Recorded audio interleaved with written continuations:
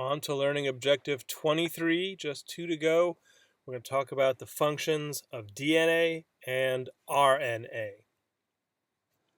So DNA and RNA, the NA stands for nucleic acids. And nucleic acids, as you can see here, store, transmit, and help express hereditary information, or the information that is inherited from one cell to the next, or from parent to child, so on and so forth. So how do we know what kind of a polypeptide to make? How do we know what type of amino acid sequence needs to be transmitted to the next generation or to a particular new type of cell? The answer is that is encoded within genes, and the genes are made of DNA, which is, as it says, a nucleic acid. And the monomers of DNA are called nucleotides.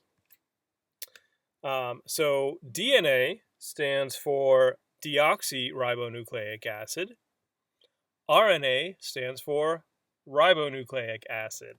So I've always thought that these abbreviations, DNA and RNA, are a little bit misleading. I mean, why not dRNA, or I don't know. But that's what they are, DNA and RNA. That's what they stand for, so you can impress your friends with that little tidbit. Why are they called that? I will explain that maybe a little bit here and much greater detail down the road. But DNA is an amazing molecule. It is a molecule that can provide directions for its own replication. It has its own instructions in how to copy it, which is pretty amazing. DNA can direct the production of what's called a messenger RNA, as well as other types of RNA, but this messenger RNA controls the sequence of amino acids in a polypeptide. And this, again, is going to come up in our third unit. But this protein synthesis occurs somewhere away from the DNA in these structures called ribosomes, which I'll tell you about in the next unit. But both DNA and RNA have monomers called nucleotides. So DNA and RNA are true polymers. They can be hundreds, thousands, millions, billions of nucleotides long in these polymers. But the basic structure of the monomers is that they have a nitrogenous base, a 5-carbon sugar, or pentose, and some number of phosphate groups.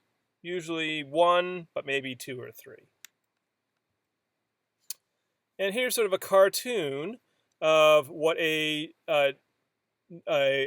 nucleic acid looks like.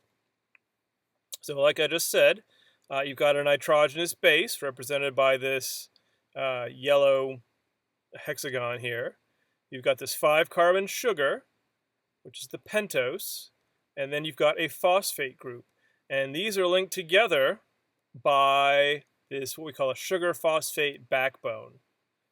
So they can go, here's phosphate, sugar, phosphate, sugar, phosphate, sugar, phosphate, sugar, and then there'd be another phosphate here that can get attached to the next sugar, and so on and so forth. So the sugar-phosphate backbone is going to be consistent throughout, but you can see, oh, look, this guy's got 2 shapes, and this guy's only got 1 shape, 1 shape, 1 shape. So the nitrogenous bases may vary, even though the sugar-phosphate backbone is very consistent. So those shapes that I showed you that were yellow, those are the nitrogenous bases. There are 5 of them, but we can group them into 2 sort of general flavors or types or families. We've got the pyrimidines, and we've got the purines. So pyrimidines are cytosine, thymine, and uracil. How do we remember that these 1-ring molecules are pyrimidines and that these 2-ring molecules are purines? This is what I do. I remember that pyrimidine is a big word for a small molecule with 1 ring, and purine is a small word for a big ring, which has a big molecule that has 2 rings. Okay, so how do I remember which ones are the pyrimidines and which ones are the purines? I think that I always think in terms of DNA. C and T are cytosine and thymine. I think ancient Egyptians built pyramids and they worshipped cats. CT. And I think Purina is a corporation that makes agricultural products like dog food and cat food and cattle feed and chicken feed. So Purina makes ag products, AG. Okay, so DNA and RNA both have 4 different types of nitrogenous bases in them. 3 of them are exactly the same, adenine, guanine, and cytosine, but then DNA has thymine and RNA has uracil. So no uracil in DNA, no thymine in RNA. Okay, another difference between DNA and RNA is in their 5-carbon sugars. So in DNA, we've got this 5-carbon sugar called deoxyribose. And it's deoxy because one of these carbons is missing an oxygen. Dun, dun, dun. Right there. That H says no oxygen. Meanwhile, RNA has ribose, which is a 5-carbon sugar. But on that same carbon, ta-da, we've got oxygen. So it's got saying, oh, well, this was just saying, huh. So deoxyribose, no oxygen, it's been deoxied. And in ribose, the oxygen is present. So that's pretty much it for the differences in the basic structure of the monomers of DNA and RNA. So let's see, 2 families of nitrogenous bases. Yes, I guess families is the proper term, not flavors, whatever else I said. Pyrimidines and purines. Pyrimidines, remember CT, or I don't know, you can think Egyptians cut something, CUT. And Purina is an agricultural company. And then you've got deoxyribose and ribose. So does that sugar make a difference?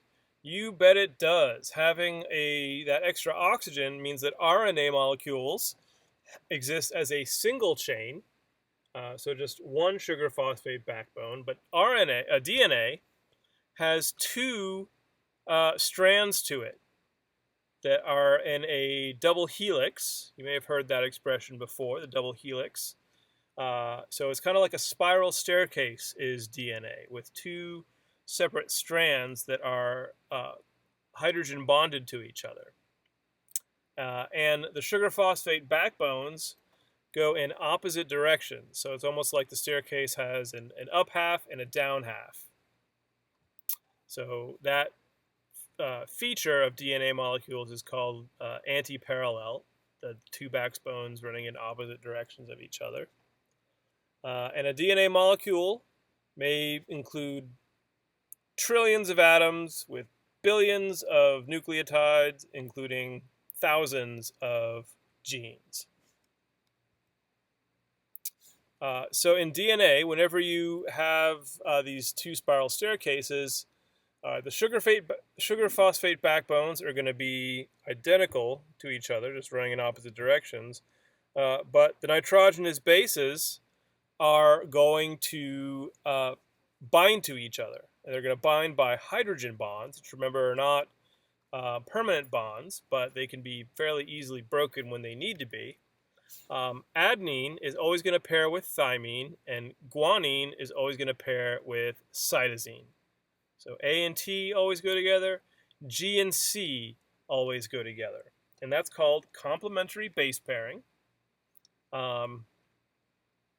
Something that you may have noticed, or I'll bring to your attention anyway, is that, remember, here are your purines, your ag products, A and G, and here are your pyrimidines, your Egyptian worshipping cats worshipping Egyptians, C and T.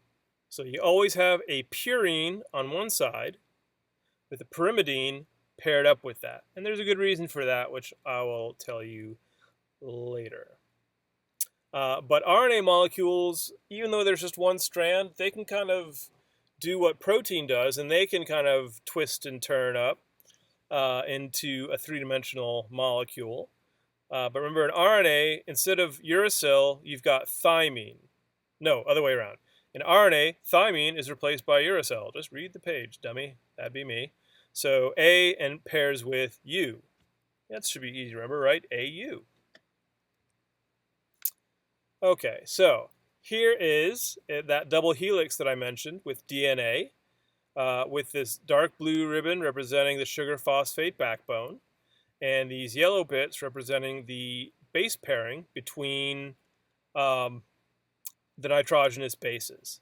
So here you can see, if we zoom in on a part of that double helix, you can see T is bonded to A, and G is bonded to C, and G is bonded to C, and T to A, and vice versa. And if we follow these sugar phosphate backbones, I'm not going to get to the nitty-gritty of what 5' and 3' mean. But you can see if we start with 5' up here, when we get to the bottom, it's going to be 3'. And on the opposite strand, we start with 5', and as we go up and up and up and up and up, we end up with 3'. So they're running in opposite directions to each other.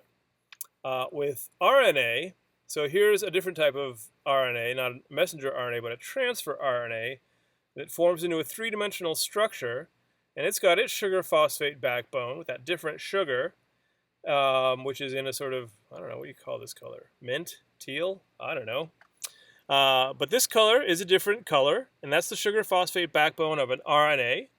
And then if we look in there, we can see that there is some base pairing between G and C and A and now U, because it's RNA. And it doesn't look quite as pretty as the DNA double helix, but it doesn't need to be. Okay, so that was our objective 23. We're getting very close to the end. Next videos, just going to sum up with a quick quiz on what do some of these structures look like. Can you recognize them if they're not labeled? And then wrapping up, talking about monomers and polymers.